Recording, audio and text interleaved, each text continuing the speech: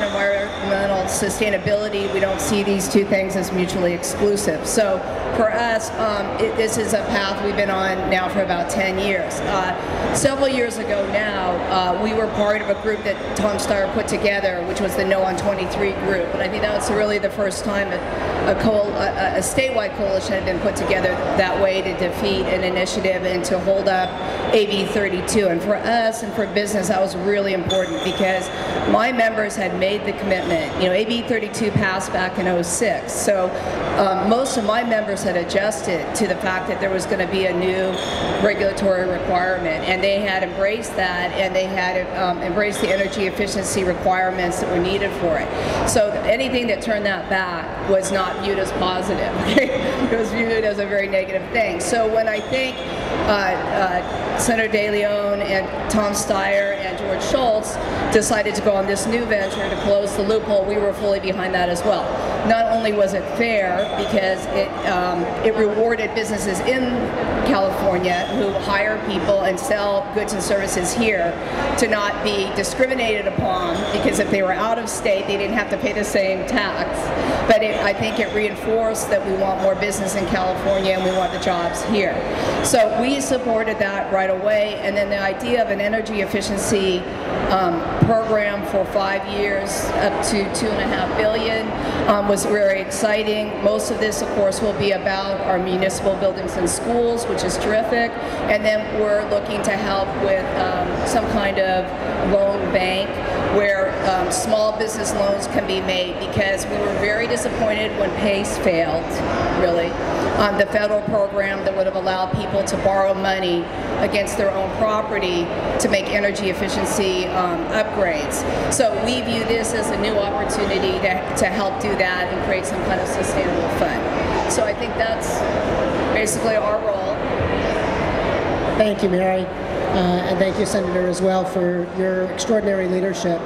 Mary, you talked about Prop 23, and I don't think we can minimize how important the coalition for Prop 23 was in showing the amazing coalition of Californians that could exercise their political muscle to stop the oil industries from rolling back AB 32.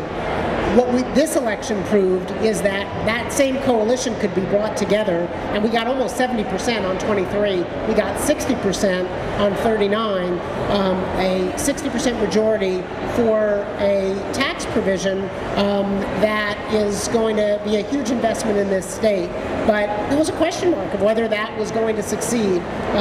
It's much easier to stop a proposition. Just take a look at the food labeling prop, for example, that had very significant support, despite some people's concerns about how it was written, before $42 million in no advertising came out, and that was defeated. So we really shouldn't minimize it, and I should say that I talked to Paul Rogers last week with the Mercury News, and he felt that in California it was the most underreported environmental victory of the election. Obviously Prop 30 and the national election overshadowed it, but we'll be reaping the benefits for years and generations to come, and it's wonderful to see a proactive vision for California. I should say that I'm the Vice President of Communications and Marketing for the Better World Group. We're a small environmental consulting firm in Burbank, and we're also in Silicon Valley and Sacramento. We work and manage nonprofit environmental coalitions, government agencies, and work with some corporates as well on a clean energy agenda for California. And we were very engaged in managing the grassroots activism, but in identifying non-traditional spokespeople on No on 23, and that network was mobilized and ready to go to work for 39. We didn't have to reinvent it, and we're all thankful for Tom Steyer's incredible generosity and savvy. I think Prop 39 passed in part because it allocated 50% to tangible outcomes that Californians want to see, and that was part of the other important selling proposition to our stakeholders up and down the state, that when people were not only closing a corporate tax loophole that Georgia, New Jersey, and other states have figured out to close to improve their state coffers, we were targeting those dollars in improvements in our communities, in jobs that are going to make a tangible benefit. And I look forward to sharing some of the work I've been a part of that we can begin to get to scale once we can disperse Prop 39 funds. Yeah. it was a brilliant strategy, and I just really want to compliment everyone on building on the coalition and expanding it. I mean, when you have a coalition that brings all different communities together, that's when you can move forward. So I thought that was brilliant, and really being able to emphasize the tangible benefits, that makes a huge difference. So I think it's hats off to all that great work. So I'd love to hear from each of you about, okay, it passed. What's next? What great things are now going to happen, and what work do you need to do to make that happen? Why don't we start with you, Ruben? One thing that I'm particularly excited about is how this can benefit our kids in California. My wife's a teacher. We all know how we don't have enough funding for schools. Even with Prop 30 passing, we're 47th out of 50 states. I formerly worked with Global Green USA, a national environmental organization that works on greening affordable housing and greening schools. The second highest monthly utility bill for low-income families is utilities, and we spend more on electricity than we do on books and computers combined.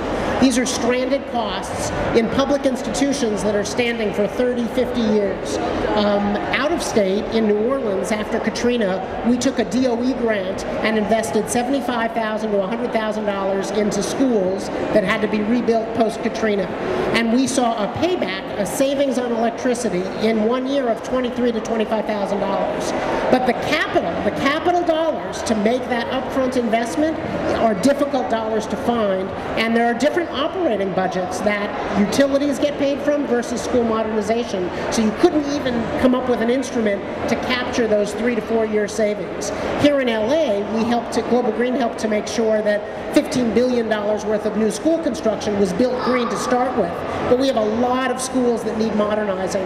We've got schools that we can put solar on. Saving electric bills in schools puts dollars directly back into the classroom. And so that's one piece that I'm particularly interested to see. I know that municipal investment in municipal buildings is another piece of this. This is a big tax win for Californians because we're going to see long-term savings out of this capital deployment. So that's part of what I'm excited to see. I think that's right, Ruben. I mean, I remember Superintendent Daisy when he first came in about a year ago. It's been about over a year. The superintendent of LAUSD, when he addressed our group, he was kind of going through what his vision was for the schools here in LA, the K through 12.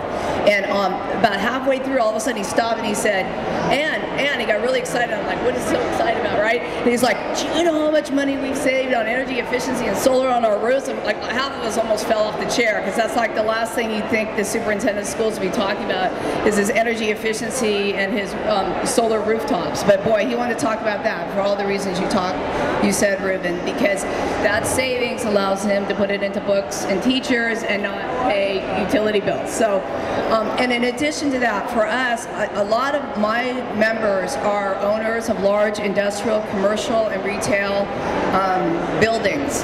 And as you know, under AB 32, this is a big piece of who has to reduce their CO2, about 40%. So we've been looking at this for quite a while, the energy efficiency investment, and that's why we felt confident to be leaders in it, because everybody who makes the investment gets the return on investment. So it's a really good, even if you didn't believe in a better environment, you can definitely believe in a better bottom line. So it was not that hard a thing to sell to businesses to do it, and this has been our perspective for a long time. Now what we're worried about is that there is not low interest rate money out in the market for small and medium businesses to be able to make the energy efficiency investment. And when the PACE program basically blew up in Washington 2 years ago, and the state of California sued on it, our current governor sued on it, and I think we even won the lawsuit. But unfortunately, I don't think the PACE program is taking off like we would like it to. So we're hoping that the PACE program would allow you to take a lien on your property to borrow money for energy efficiency upgrades in your home, and also for solar. So we're a big piece of what we're hoping on this particular program is that we can create a fund that will be self-sustaining, that will not be to capitalize, the cylinders of the world, which is scary enough that the federal government did, though I think they did it very successfully with a few exceptions, but really to provide low interest rate money to businesses statewide, small and medium businesses. Did you want to flag what the estimated job impact is? Right. So I think over 400,000 jobs will be created.